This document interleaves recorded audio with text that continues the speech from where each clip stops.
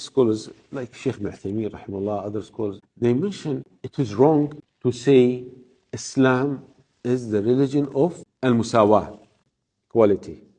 This is wrong. But Islam is the religion of justice. Where do you find in the Quran? وَلَا يَسْتَوِي الْبَحْرَانِ هَذَا عَذْبٌ فُرَاتٌ وَهَذَا مِلْحٌ أُجَاجٌ.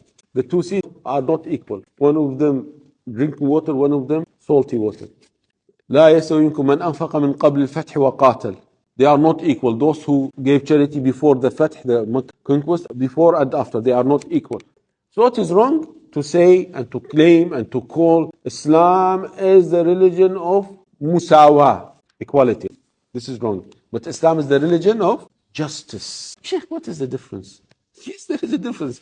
Maybe you saw like a picture, a father, he has 3 children, and they want to watch a match. There was like a wall. And this man has 3 children, maybe 5 years old, 9 years old, and 15 years old. And they say equality means I give them the same stone, the same height.